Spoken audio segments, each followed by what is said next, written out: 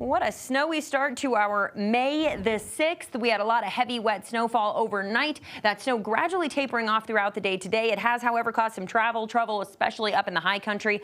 We are looking at some slushy spots out there on the roads. It's been a very heavy, wet snow, and the sheer nature of that snow, just the weight of it, bringing down a lot of branches and causing some power outages as well. And then our attention tonight is going to turn to how cold it's going to get. We have freezing conditions that will take over with freeze warnings in place, but I want to show you some totals from around the metro area. We've got Federal Heights picking up 7 inches, Westminster there as well. Aurora seen 5.5, Brighton picked up 4.5 inches of snow. As far as other metro snow totals, things are looking pretty good, right around where we said we'd be, between 4 to 8 inches. Littleton saw 7, Centennial 5, Aurora about 4.8, Cherry Creek Dam picking up 3 inches of that heavy wet snow, and it's all going to clear from north to south, and we'll even get some sunshine to end the day today. So that snow really tapering off into the Fort Collins area this morning and gradually sinking south across the metro as we head into the afternoon.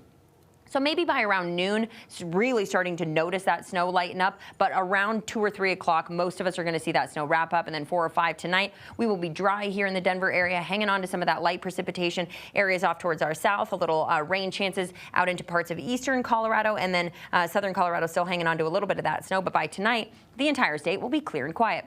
Additional accumulations not amounting to much. We'll look at 1 inch to maybe 2 across parts of the state, with some higher totals expected down in the high country, down south.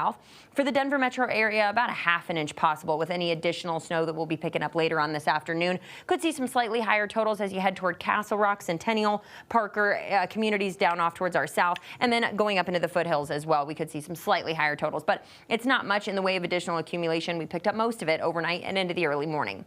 High temperatures today, upper 30s, low 40s. So with the sunshine that we'll get and the temperatures still very cold, we'll see some melt happen going into our late afternoon. But by tonight, freeze conditions take over. We're dropping down to 25 degrees at the airport, 27 in downtown Denver. We have freeze warnings for the I-25 corridor out into eastern Colorado. All counties that you see in this blue color here, so all of the eastern half of the state, going into the foothills, and parts of western Colorado also seeing freezing conditions tonight. So if you've already done your planting, can bring some of those plants inside, take the precautions with the outdoor sprinkler system.